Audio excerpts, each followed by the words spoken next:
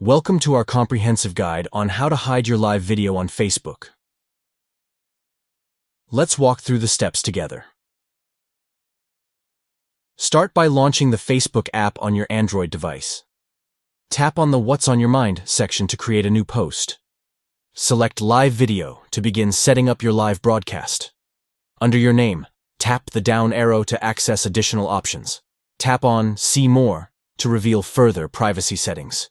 Choose Only Me to restrict the visibility of your live video to yourself only, ensuring complete privacy.